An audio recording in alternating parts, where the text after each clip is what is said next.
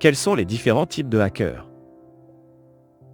Ah, le fameux gars en capuche noire dans une cave sombre. Génie pour certains, fléau pour d'autres, le hacker revêt de nombreux visages ou devrais-je dire chapeaux. Faisons le point sur les différents types de hackers. Un hacker est généralement défini comme une personne qui utilise des compétences techniques pour accéder à des systèmes informatiques ou des réseaux sans y être autorisé.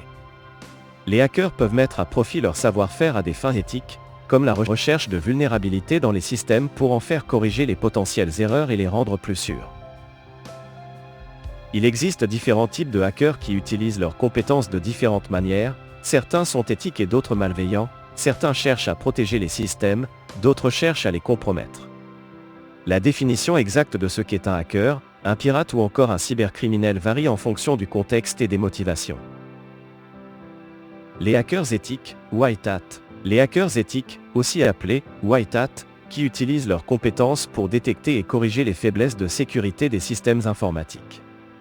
Les white hat ou hackers éthiques sont des personnes qui s'introduisent dans des systèmes à des raisons légitimes et éthiques. Leur mission première s'articule autour de la sécurité informatique. C'est leur cœur de métier.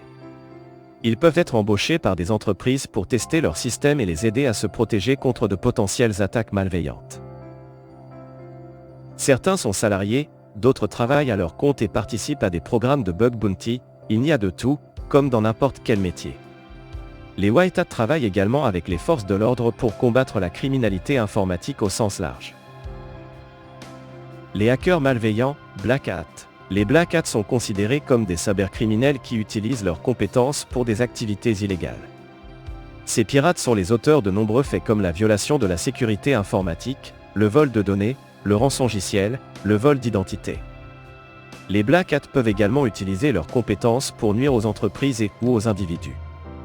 Ils agissent souvent dans le but de gagner de l'argent, mais pas seulement, parfois le simple plaisir de causer des gros dégâts suffit à les motiver. La vengeance peut également être une de leurs motivations.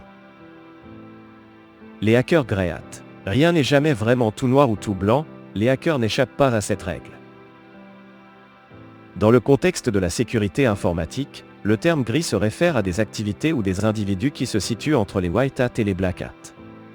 Les grey hat sont des hackers qui utilisent leurs compétences pour des raisons à la fois légitimes et illégitimes ou pour des activités à la fois éthiques et non éthiques.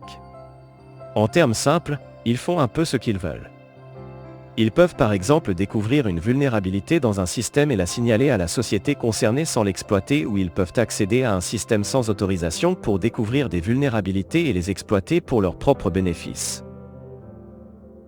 Les activistes. L'activisme est une forme de militantisme, ce terme est la contraction de hacker et activisme.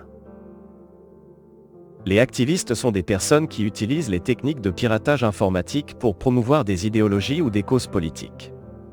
Ils peuvent cibler des gouvernements, des entreprises ou des organisations qui, selon eux, sont en désaccord avec leurs convictions. Les actions des cybermilitants peuvent inclure des attaques DOS pour perturber les sites web, la publication de données privées volées, ou la propagation de logiciels malveillants. Les activistes peuvent être considérés comme des grey hat ou des black hat en fonction de la nature de leurs actions et de leurs motivations.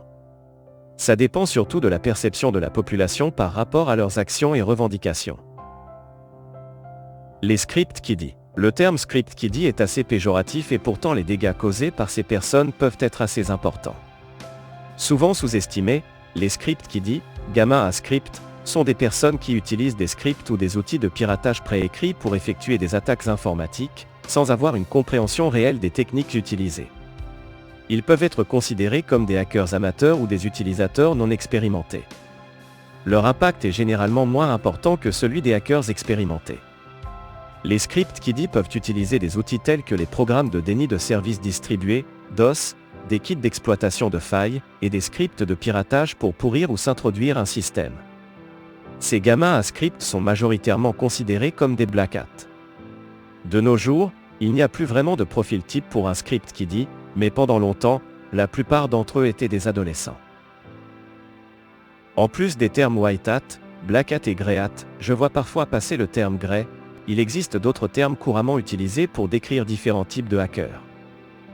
Les green hat, chapeau vert, sont souvent des débutants dans le monde de la cybersécurité qui cherchent à apprendre les compétences nécessaires pour devenir des hackers éthiques.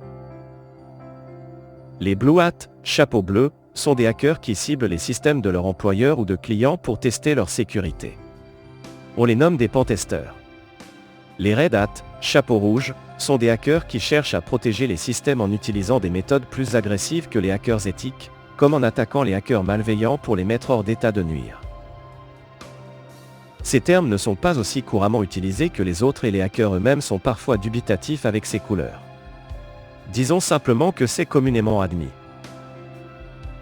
En conclusion, non, tous les hackers ne sont pas des mecs en sweat noir cloîtrés dans un vieux hangar, il y a aussi des pirates barbus qui rôdent dans leur salon et parfois même dans le vôtre si votre réseau domestique n'est pas assez sécurisé.